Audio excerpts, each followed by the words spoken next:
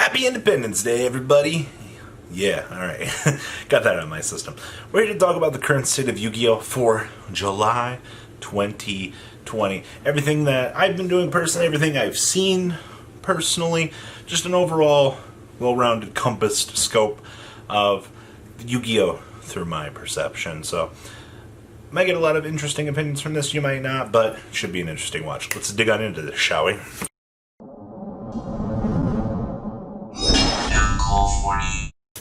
Megalith is really the best deck, by the way, based on that thumbnail. So anyway, July. Oh, wow. We are 1 month away from the release of Dragma. And I assure you, I am super excited for Rise.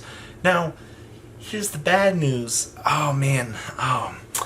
We don't have OTS tournaments right now. Konami said that's a big no-no for us. Alright, so some locals are still doing things. Some locals are taking it upon themselves to do it. My locals has been going 6 weeks at this stage. We've had no problems whatsoever, but I live in the middle of Bumble nowhere. So, with that being said, go to locals with your own discretion. Alright? Wear a mask, blah blah blah. Stay safe out there. Alright, so, local metagame, everything aside, a lot of people did pick up Toon Chaos. Alright, so the set did circulate. A lot better than Eldritch and Emancipator. For my local area, there's still only 2 to 3 Eldritch players. Rock players going on up the charts. It's really nice to see that, Rock is returning back to the metagame. Outside of that, yeah, there's definitely a lot of rogue picks. With those online metagame tournaments, you only see players playing the best decks, right? Well, definitely Generator is up there for the roguish picks, from what I've seen. Been doing relatively well at locals. Also, Salad has been doing relatively well in our local area. But remember, all local results are, up to your own interpretation. And, well, based on the player and the locals. So, just those were interesting things I saw. I think it was really cool that we saw this just nice little cluster of other things doing well. Oh, the FTK. Oh, I can't forget about that. Oh, the OTK. Oh, wait, is it even an OTK?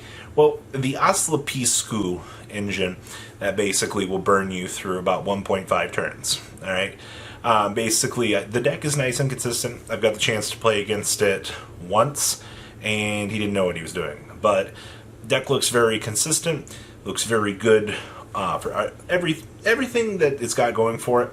It's very consistent. It is something that if you are planning on playing online or anything like that anytime soon, you do need to be aware of what is going on with this deck. Because if you walk in completely uneducated, you're going to have a bad time. Alright? Now, developments on the channel, things we've been playing. I know I promised you guys an Evil Swarm deck an eternity ago. I will try to get that up sometime soon. I'm still messing around with God Slime stuff. Literally the 3 decks that we've been playing on stream have literally been God Slime, Dragma Invoked, and Evil Swarm. So, we also have a Constellar list, by the way. And as always, if you guys have one of these that you want to see, always like the video. It helps communicate with me. If you guys got a specific request that you want to see from among the scope of those decks, also comment it and I'll see what I can do about getting something. Or you guys could come join a stream. You guys will usually see the deck on the in-between screen. But outside of that, there's that. Now, that's for the competitive metagame. Okay, that's for the locals. Competitive, excuse me here. Your competitive metagame at the moment is a whole bunch of Eldritch variants. Synchro Eldritch, regular Eldritch, PPG ban list, make-believe land format is done. There was a whole lot of dinosaurs there. Wow. It's almost like when you take away Link Cross, dinosaurs climb up out of the bowels of the earth and go, "Hi, I'm a Tyrannosaurus Rex, nice to meet you." And you're just like, you're holding the beer the whole time and you're like, "Space Rock, go!" And then you just tribute their entire field. Good times. But that's how you make sure the dinosaur doesn't do anything. So, all jokes aside, for dinosaurs going extinct, the zombie boys are the thing that are helping check that situation. So, Roxette Emancipator, nothing too big's really changed there. I'll definitely, if you guys want, I can do a more in-depth metagame discussion. We can talk about the top 5 decks, and nothing's really changed. Yeah, we could have had tunes. I just want to reiterate that every video now. We could have had tier 1 tunes, but we didn't. We also could have had a Toon Kingdom reprint for those of us out there.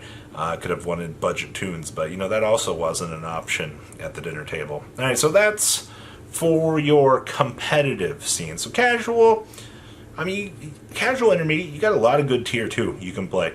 Sad thing is, if you're trying to play that, Accesscode Talker is a card.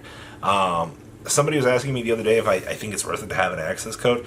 Absolutely. Oh my god, I'm in love with that card. The card is so good.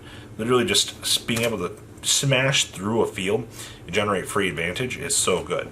Now, what we got coming out here for sets? I did mention Rise, alright? But we do have a couple of major things coming out here for that you do need to save for, alright? You've got Battles of Legend right around the corner here. I do hope that the Numeron engine is in fact in there. That way people can be like, oh, Rob, you didn't make a Numeron video. I'll be like, yes, we did. We talked about how the Numeron engine is one of the most cancerous things to happen to the game. And I think a lot of players are going to be shocked and in awe when they're seeing these rogue decks doing what they used to do with Orcust. You see this engine being splashed across the field here, and then all of a sudden, you're getting OTK'd by going second because they activate a field spell, mowed off. All of a sudden there's 4 monsters on the field, and your life points are gone.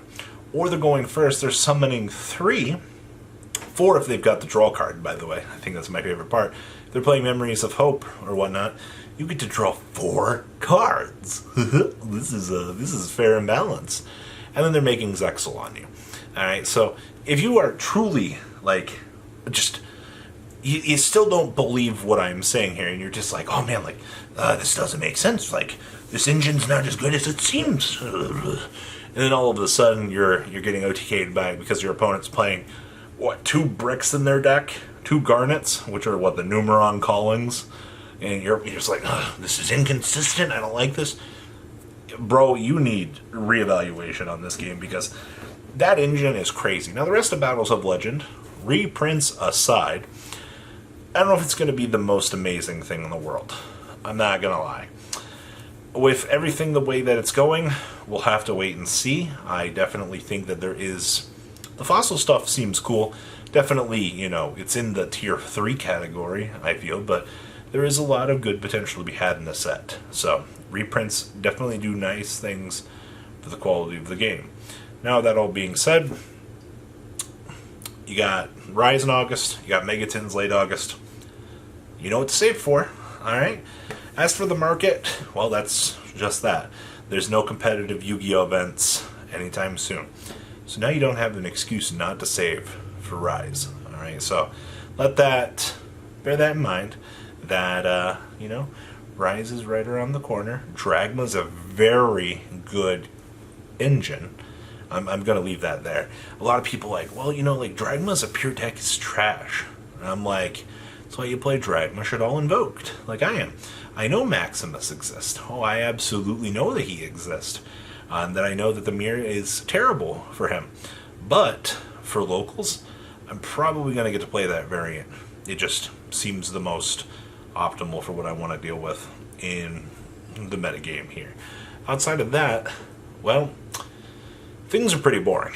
I'm not going to lie. The lack of events, the unlack of people being able to go to locals officially. You can still go unofficially and play if your locals is doing this.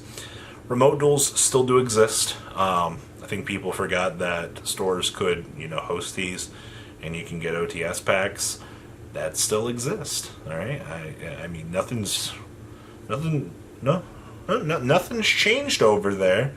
Nope, that still exists. People still think it's the dumbest in the universe. I disagree, but, the community's got strong opinions whether I say or what I don't say, so take it with a grain of salt for what you will, for your opinion on that. But outside of that, yeah, it's Yu-Gi-Oh! In a nutshell. Gear on up for Rise, gear on up for the Battles of Legend set. I'm really looking forward to playing Numeron for 2 weeks and then I go to Dragma, because relationship ended with ugly zombie guy, all for Ecclesia and Fleur-de-Lis. I'm so looking forward to that deck. So good. Alright guys, thanks for watching. Make sure you turn on those notifications. Subscribe to the channel for more. Comment a deck that you would like to see. And of course, yeah. Sorry. It looks like I had a stroke. Nah, we're good. Alright guys, peace out. Thank you, patrons, for making the ride never truly end. Without you guys' support, well, I would probably be doing Truffle Shuffle videos for a living. Guys, please check out VanCall40 for all of your Cardfight Vanguard content brought to you by MCall40. And if you are looking to pick up singles, check out MCallGames.com for your trading card game needs. Thanks for watching, everybody.